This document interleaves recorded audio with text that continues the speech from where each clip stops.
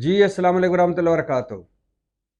मरीम नवाज और शहबाज शरीफ लंदन पहुंच चुके। नवाज शरीफ साहब से मुलाकात हो चुकी और शहबाज शरीफ जो पैगाम यहां से लेकर गए थे वो नवाज शरीफ साहब तक पहुंचा चुके। वहां मुलाकात और बैठक भी हो चुकी और उसके बाद नवाज शरीफ साहब एक मरतबा फिर ये फरमा चुके कि जनरल बाजवा, फैज़ हमीद, साकिब निसार, आसिफ सईद खोसा और एक सुप्रीम कोर्ट के मौजूदा जज जो पनामा बेंच में शामिल थे, जस्टिस इजाजुल एहसन, ये सारे साजिशी हैं और साबिक जर्नैल और साबिक जज जो हैं वो मुजरम हैं और इन्होंने मुल्क को तरक्की और खुशहाली के ट्रैक से हटाया और हमारी चलती हुकूमत ख़त्म की और इनका कड़ा एहतसाब वक्त की ज़रूरत है। ये वही मुस्लिम लीग नून है जो कल तक जब इनसे जन बाजवा, जन फैज़ हमीद के हवाले से पूछा जाता था, गुजरांवाला जलसे के बाद की बात कर रहा हूँ। गुजरांवाला जलसा वो जलसा था जिसमें नवाज शरीफ साहब ने कहा था कि फैज़ हमीद और जन बाजवा इमरान खान को लाने वाले तुम लोग और मुल्क को बर्बादी पर पहुंचाने वाले तुम लोग। तो उसके बाद जब इनकी गुफ्तगू शुरू हो गई साबका फौजी इस्टेब्लिशमेंट से, जब डील ढील होने लग गई तो ये चुप हो गए और फिर जब इनसे मरीम नवाज से सवाल होते थे कि आप तो कहती थी कि इलेक्शन जो हमें हरवाया है वो साबका यानी उस वक्त के आर्मी चीफ जनरल बाजवा और फैज़ हमीद ने हरवाया और उन्होंने इलेक्शन चुराया है, तो आपका क्या कहना है? तो कभी मरीम नवाज कहती थी कि प्रेस कॉन्फ्रेंस अच्छी रही, कभी कहती थी कि नेक्स्ट क्वेश्चन, यानी सवालों के जवाब नहीं देती थी। और आज वो उनके वालिद मोहतरम कह रहे हैं कि इन किरदारों का एहतसाब होना चाहिए। लेकिन मुस्लिम लीग नून ने साथ एक और बड़ी भी मज़े की लाइन ली है। राना सनाउल्लाह साहब ने कहा है कि उनसे पूछा गया एक टीवी प्रोग्राम में कि आपने अगर जन बाजवा मुजरम थे तो आपने एक्सटेंशन की क्यों दी? तो उन्होंने कहा कि उस वक्त वक्त का तकाजा यही था। बड़ा खूबसूरत फिक्रा बोला है उन्होंने, वक्त का तकाजा।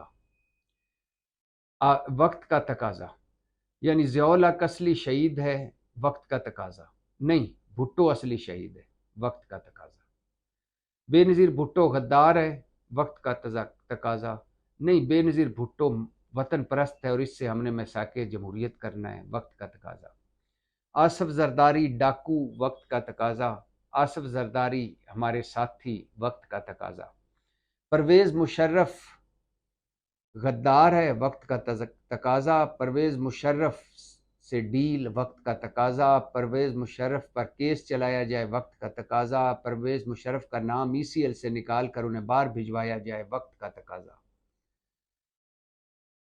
जन बाजवा को एक्सटेंशन देना, वक्त का तकाजा। जन बाजवा मुजरम है, वक्त का तकाजा। जन फैज़ हमीद जन बाजवा से डील करके लंदन जाना, वक्त का तकाजा। जन फैज़ हमीद जन बाजवा का एहतसाब करना, वक्त का तकाजा। असलम बेग ले लें, जहांगीर करामत ले लें, आसिफ नवाज जंजुआ ले लें, फ़ारूक लगारी ले लें, मोहम्मद खान जुनेजो ले लें, गुलाम इसाक खान ले लें। सारों से लड़ाइयाँ, वक्त का तकाजा। और सारों से सुलह सफाइयाँ, वक्त का तकाजा। इन जालिमों और बेहिस्सों से कोई पूछे कि एक मुल्क का भी कोई तकाजा होता है, इस कौम का भी कोई तकाजा होता है, आपकी इस जो अब डब्बा बंद जमहूरियत है इसका भी कोई तकाजा होता है, सियासत जो कभी इबादत थी उसका भी कोई तकाजा होता है, सच का भी कोई तकाजा होता है। ये कैसे वक्त के तकाजे हैं जो अपने मफाद के लिए करते हैं कि जब वक्त का जब सूट किया तो गिरबान पकड़ लिया, जब सूट किया तो पाँव पड़ गए और दोनों को कहा कि ये वक्त का तकाजा है। ये बताता चलूं कि ये झूठा इंतखाबी बयानिया है नवाज शरीफ का। इसके अलावा ना वो एहतसाब कर सकते हैं इनका साबिक जनरलों और साबिक जजेस का, ना उन्होंने एहतसाब करना है, ना वो एहतसाब करने की पोजीशन में है। मैं इस बात को पे बिल्कुल जिक्र नहीं कर रहा कि जो खुद मफरूर हो, मुजरम हो, वो एक दूसरे मुल्क में बैठ के अब कह रहा हो कि साबिक आर्मी चीफ, साबिक DGI, साबिक जजेस और मौजूदा जज साजिशी और इनका एहतसाब होना चाहिए। यानी ये बनाना रिपब्लिक मुल्क और बनाना रिपब्लिक निज़ाम की एक आला मिसाल है।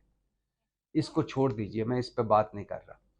लेकिन मैं ये आपको बता दूं कि नवाज शरीफ ना एहतसाब इनका कर सकते हैं, ना उन्होंने करना है, ना वो इस पोजीशन में है।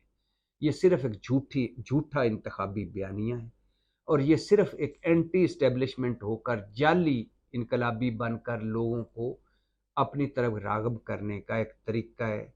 लेकिन ये अब चूरन चलेगा नहीं, ये मंजन बिकेगा नहीं, क्योंकि मुल्क बदल चुका है, हालात बदल चुके हैं, मुल्क के मसाइल और हैं, कौम और जगह पहुंच चुकी है। अब ये इस तरह नहीं होगा कि ये लंदन में बैठकर इनकलाबी हो जाए, लंदन में बैठकर मफामती हो जाए। और ये भी बताता चलूँ कि नवाज शरीफ साहब पर ज़िंदगी में 4 मौके आए थे जब वो इनकलाबी बन सकते थे, जब वो लीडर बन सकते थे, या जब वो खड़े हो सकते थे। चारों मौके पर वो दुमदुमाकर भाग गए। पहला मौका, जब गुलाम इसहाक खान से उनकी लड़ाई हुई तो उन्होंने मशहूर ज़माना तकरीर की, मैं डिक्टेशन नहीं लूँगा। और उसके बाद जनरल वहीद काकड़ आए और ये सामान उठाकर घर चले गए। दूसरा मौका, जब परवेज़ मुशर्रफ पर फ़र्द जुर्म आयद की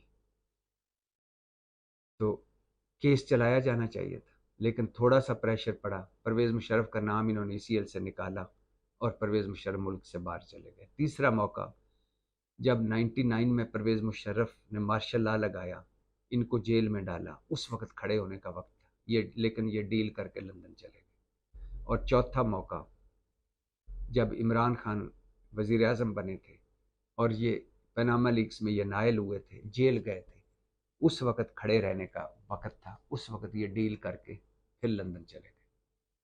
तो जिस बंदे ने सारी उम्र सिवाय बातों के कुछ किए ही ना हो, और लड़ाई शुरू की हो मगर लड़ाई आदि में छोड़ के भाग गया हो, और जिसने कभी ज़िंदगी में किसी का एहतसाब ना किया हो, और जिसको इनकलाब जिसके पास से भी ना गुजरा हो, और जिसके पास नज़रिया नामी की चीज़ ही ना हो, और जो सिर्फ इक़्तिदार के लिए सारा कुछ कर रहा हो, उसकी बातों को क्या सीरियस लेना। लिहाजा ये एक सियासत है, माज़रत के साथ झूठी सियासत, 2 नंबरी की सियासत।